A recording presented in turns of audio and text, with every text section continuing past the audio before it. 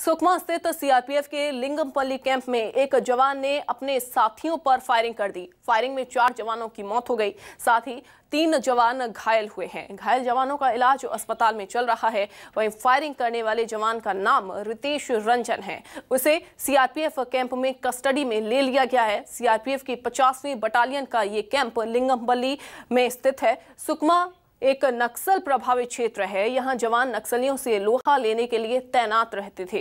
बताया जा रहा है कि सीआरपीएफ कैंप के जिस जवान पर साथियों पर गोली चलाने का आरोप है, वो देर रात नक्सली क्षेत्र में ड्यूटी पर तैनात था। इसी दौरान जवानों के बीच कुछ विवाद हो गया, जो हिंसा में तब्दील हो गया। इसके बाद सीआरपीएफ जवान आपे से बाहर हो गया और उसने गोलीबारी शुरू कर दी। इसी घटना में 4 सीआरपीएफ जवानों की मौत हो गई है। फिलहाल मामले की पूरी जांच की जा रही है और जांच के लिए कमेटी का भी गठन कर दिया गया है।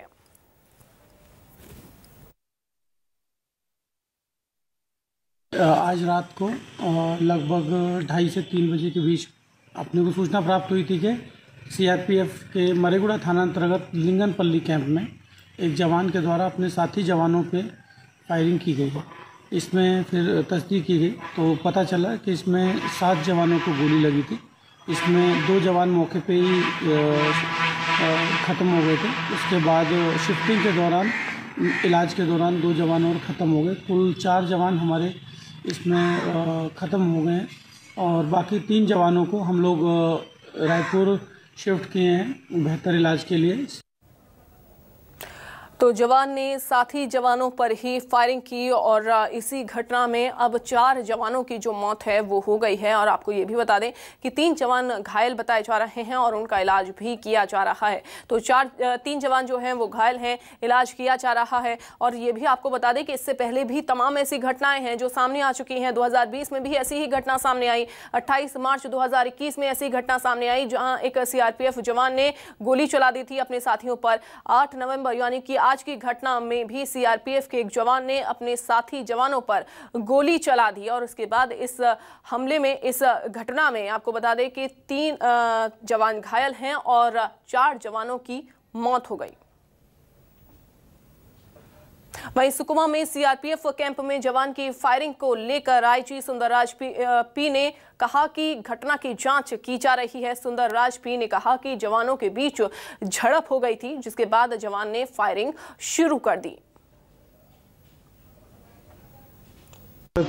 संभावना कम लग रहा है क्योंकि वो तो विवाद होता है तत्काल उसी समय, फिर कुछ आपस में झड़प होती, इस टाइप के होते हैं।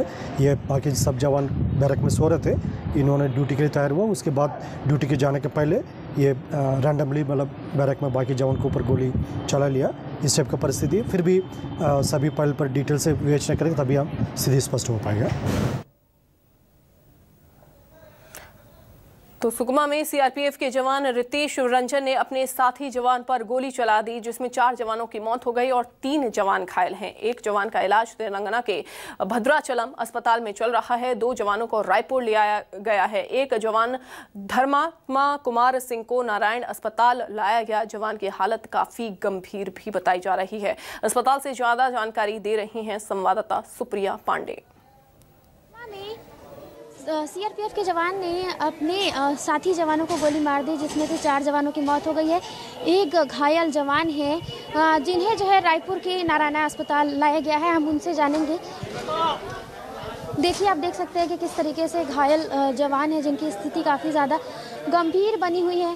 सीधे घायल जवान से ही जानेंगे कि किस तरीके की घटना क्यों हुई है। हालांकि आप देख सकते हैं कि किस तरीके से घायल जवान है, जिन्हें रायपुर के नारायण अस्पताल में लाया गया है और एक जवान है जिन्हें रायपुर के रामकृष्ण अस्पताल में भी लाया गया है। और जो जवान है उनके तत्काल उपचार की व्यवस्था भी की जा रही है। तो ये रायपुर का नारायण अस्पताल है जहाँ पर जवान है, जिससे हमने बात करने की कोशिश की। हालांकि जवान ने बात करने के स्थिति में अभी जवान नहीं है, तो उनका जो इलाज है वो अभी जारी है। उनके इलाज की व्यवस्था भी अस्पताल में पूरी तरीके से कर ली गई है। कैमरामैन रेखम देवांगन के साथ सुप्रिया पांडे, न्यूज़ 24 मध्य प्रदेश, छत्तीसगढ़। तो सुकमा की घटना को बीजेपी नेता श्रीचंद सुंदरानी ने दुर्भाग्यपूर्ण करार दिया है और कहा है कि प्रदेश में सरकार नाम की कोई चीज नहीं बची है। गृह मंत्री लापता हैं और सीएम ने अभी तक घटना पर कोई बयान नहीं दिया है। तो वहीं दूसरी तरफ कांग्रेस ने पलटवार करते हुए कहा कि बीजेपी राजनीति कर रही है इस घटना पर।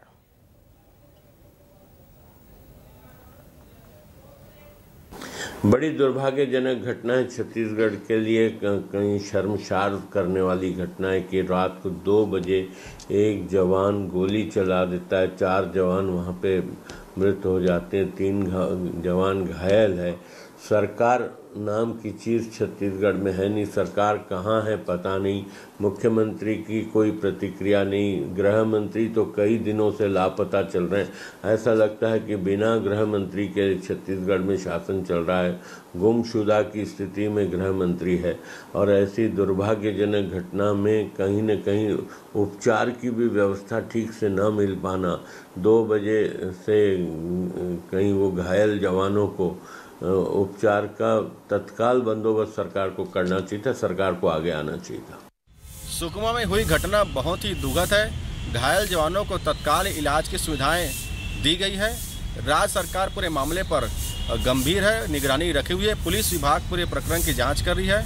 दुर्भाग्य की बात है, इस संवेदनशील मामले पर भी भारतीय जनता पार्टी सिर्फ ओछी राजनीति कर रही है, जबकि ये वक्त घायल जवानों के साथ खड़े होने का है और जो जवान शहीद हुए उनके परिवार के साथ खड़े होने का है। लेकिन भारतीय जनता पार्टी सिर्फ ओछी राजनीति कर रही है। भारतीय जनता पार्टी को अपने 15 साल के शासनकाल को याद करना चाहिए। तो बताते हैं ग्राफिक्स के जरिए कि कब कब जवानों ने अपने साथी जवानों पर गोली चलाई। 30 मई 2020 में भी ऐसा ही जो नज़ारा था वो देखने को मिला था। सीएफ जवान ने अपने साथियों पर ही फायरिंग कर दी थी। वहीं आपको ये भी बता दें कि 29 जनवरी 2021 को सीआरपीएफ जवान ने साथियों पर ही गोलियां बरसा दी थी। एक जवान की इसमें मौत हो गई थी और 2 जवान इस हमले में घायल हुए थे। 28 मार्च 2021 की बात करें तो सीआरपीएफ जवान ने साथी जवानों पर गोली चलाई थी और इस हमले में एक जवान की मौत हुई थी, एक जवान घायल भी हो गया था। 8 नवंबर आज की घटना की बात करें तो सीआरपीएफ के जवान ने ही साथी जवानों पर गोली चलाई और इस गोलीबारी में 4 जवानों की मौत हुई, 3 जवान घायल हैं।